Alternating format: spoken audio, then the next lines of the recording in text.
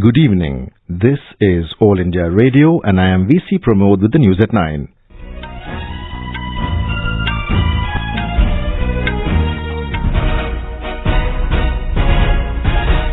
The headlines. First session of 17th Lok Sabha to commence tomorrow. Rajya Sabha to sit from Thursday. Prime Minister Narendra Modi calls on all political parties to work cohesively with the government in running parliament smoothly. Health Minister Harshvardhan reviews situation of encephalitis in Muzaffarpur and adjoining districts of Bihar. Monsoon expected to advance further in the next 36 hours after weakening of Cyclone Vayu. In ICC Cricket World Cup, India set a target of 337 for Pakistan. Rohit Sharma hits century. And Indian men's recurve team bagged silver medal in Archery World Championships at Netherlands. The first session of the 17th Lok Sabha will commence tomorrow. The Rajya Sabha will sit from Thursday. The session will continue till the 26th of next month. Our correspondent reports that since it is the first session of the new Lok Sabha, it will mainly be devoted to oath-taking of newly elected MPs, election of Lok Sabha Speaker, the motion of thanks on the President's address, and financial business relating to Union budget. The session will have 30 sittings of the Lok Sabha and 27 sittings of the Rajya Sabha. The election of Speaker will be held on Wednesday, while President Ramnath Kovind will address both the Houses of Parliament on Thursday. The Union budget will be presented on 5th of next month. 46 bills have lapsed on dissolution of 16th Lok Sabha, which are various stages in both the Houses, and some of these important bills are likely to be revived and brought before Parliament. 10 ordinances have been promulgated during the intersession period, which are to be replaced by Acts of Parliament. Besides, Triple Talaq Bill, the legislation set to be introduced in the session are the Central Educational Institutions Bill and Aadhaar and Other Laws Bill. Sobhagyakar, Air News, Delhi. Prime Minister Narendra Modi has called on leaders of all political parties to work cohesively with the government in running parliament smoothly and collectively address issues related to the welfare of people. He said government is always receptive to the issues raised by political parties and is ready to discuss issues of national importance in Parliament. Mr. Modi said this while addressing floor leaders of various parties in the Rajya Sabha and Lok Sabha in New Delhi today. He exhorted all leaders to cooperate with the government and strive in the direction of making a new India by 2022 and achieve the true meaning of Sabka Saath, Sabka Vikas, Sabka Vishwas. Briefing media after the meeting, the Parliamentary Affairs Minister Prahlad Joshi said the Prime Minister will hold meeting with all party presidents on the 19th of this month on the issue of one nation, one election. He said Mr. Modi will also meet all the MPs on the 20th. All party president meeting he has called on the 19th of this month at 3 o'clock, and he would like to discuss about important issues including one nation, one election and Mahatma Gandhi 150th year and creating good atmosphere in the parliament. Later, Prime Minister assured people that government will be at the forefront of pro-people governance and facilitating legislation that manifests the spirit of Sabka Saath, Sabka Vikas, Sabka Vishwas. In a tweet after the NDA meet in New Delhi, the Prime Minister said the Alliance family looks forward to fulfilling the dreams of 130 crore people who have reposed unparalleled faith in the Alliance. A meeting of NDA leaders was held this evening to discuss strategies for the Parliament session beginning tomorrow. BJP Parliamentary Party Executive Committee also met before the NDA leaders meeting. The News Services Division of All India Radio will bring discussions on issues before Parliament and Sansad Ke Samaksh Mudde. Issues before Parliament can be heard on Rajdhani channel from 9:30 p.m. today, while Sansad Ke Samaksh Mudde can be heard on the Indraprasth and FM Gold channels at the same time. The Election Commission has announced by-polls to 6 Rajya Sabha seats. Notification for the by-polls will be issued on Tuesday and nominations can be filed on the 25th of this month. Polling will be held on the 5th of next month. 2 seats from Gujarat fell vacant after sitting MPs Amit Shah and Smriti Irani were elected to the Lok Sabha due to resignation of Union Minister Ravi Shankar Prasad, who was also elected to the Lok Sabha. By-poll will be held in 3 seats of Odisha as sitting member Achyutanand Samant was elected to Lok Sabha and other 2 members Pratap Kesari Dev and Soumya Ranjan Patnaik were elected to Odisha Legislative Assembly. Maharashtra Chief Minister Devendra Fadnavis expanded his cabinet today. 13 new ministers were inducted. Governor C. Vidyasagar Rao administered the oath of office and secrecy to the ministers at Raj Bhavan in Mumbai.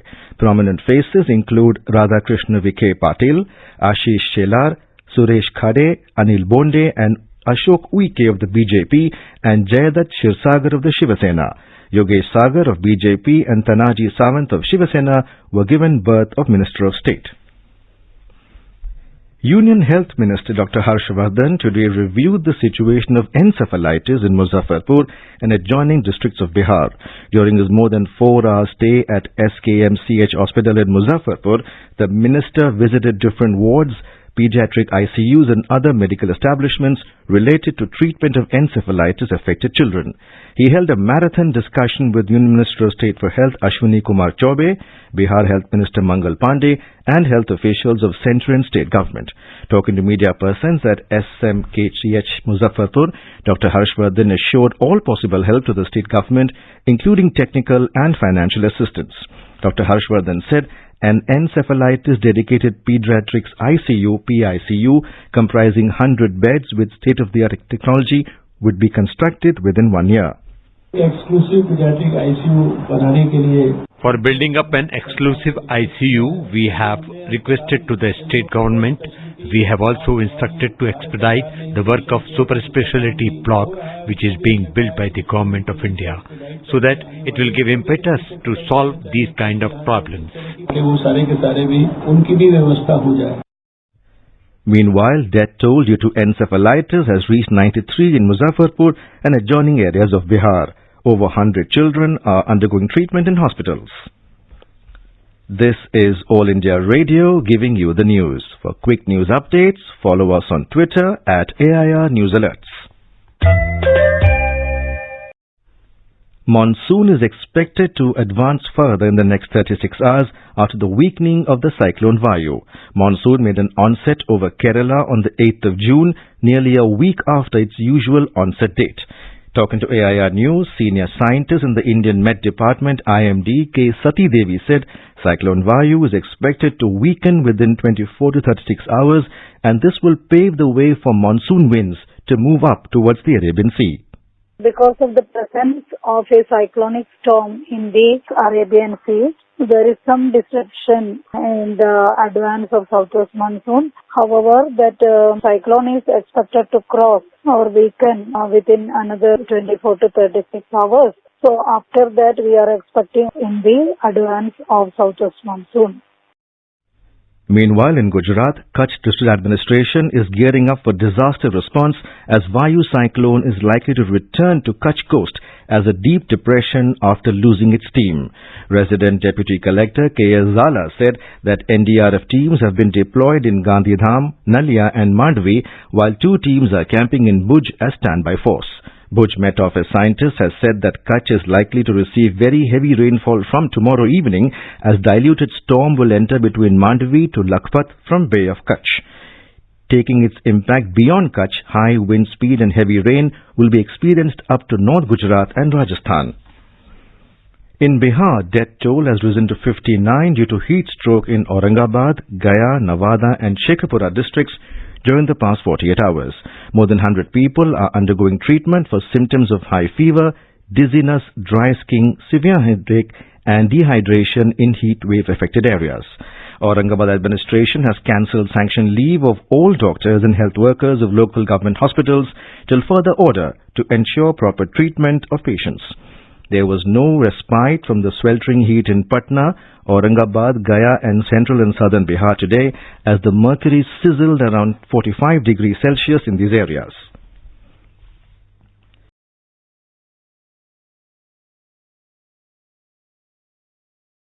In West Bengal, agitating junior doctors have agreed to meet Chief Minister Mamata Banerjee. Talking to the media after a meeting of their governing body, a spokesperson of the Joint Forum of Junior Doctors asserted that the Chief Minister was free to decide the venue of the meeting with them, but stressed it should be held in open.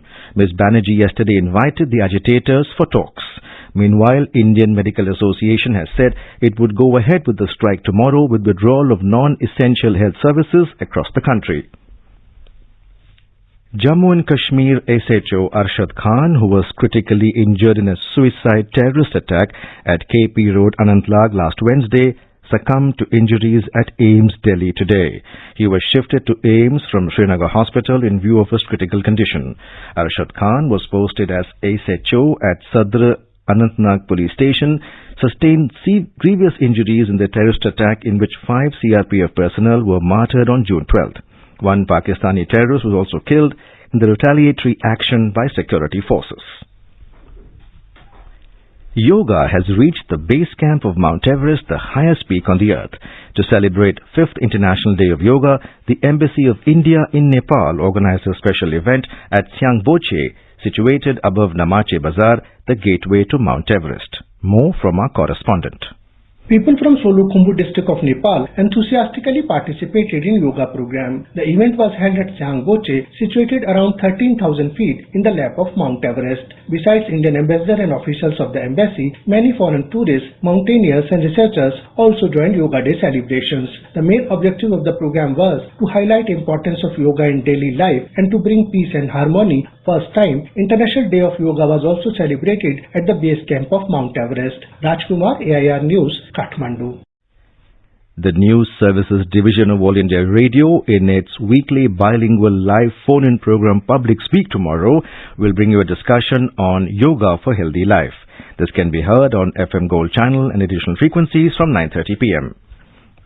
Iran's Parliament Speaker Ali Larijani has alleged that Washington could be behind the suspicious tanker attacks in the Gulf of Oman to pile pressure on Tehran.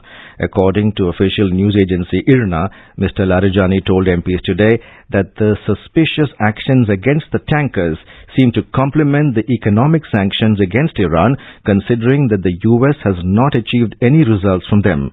Washington accused Tehran of being behind the terror attacks.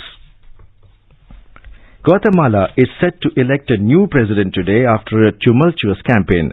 A total of 19 candidates are vying to succeed outgoing President Jimmy Morales. Former First Lady and candidate for the center-left Unity of Hope, Sandra Torres, is heading into the elections as a favorite, having built a clear opinion poll lead over second-place Alejandro Guillamate of the conservative Vamos. Guatemala's electorate of 8 million is also voting in congressional and municipal elections today. Embattled Hong Kong leader Carrie Lam apologized today for the way her administration tried to pass a law allowing extraditions to China, the cause of unprecedented protests and clashes this week. A statement from her office said the chief executive admitted that shortcomings in the government's work has led to a lot of conflict and disputes in Hong Kong society. The Indian men's recurve team today bagged a silver medal in the Archery World Championships at Den Bosch in the Netherlands.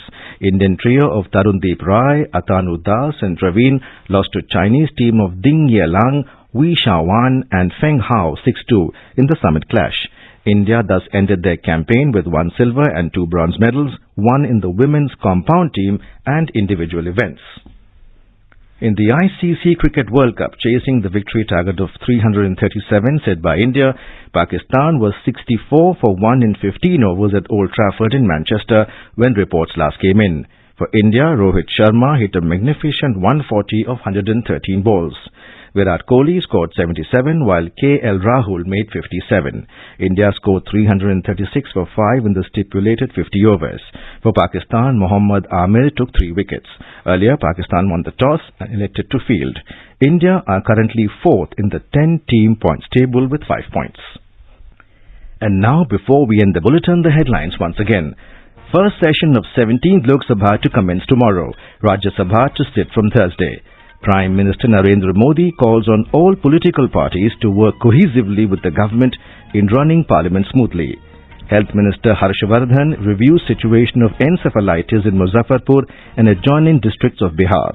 Monsoon expected to advance further in the next 36 hours after weakening of Cyclone Vayu. In ICC Cricket World Cup, India set a target of 337 for Pakistan. Rohit Sharma hits a century. And Indian men's recurve team bagged silver medal in Archery World Championships at Netherlands. And that is all in the news at 9. Good night.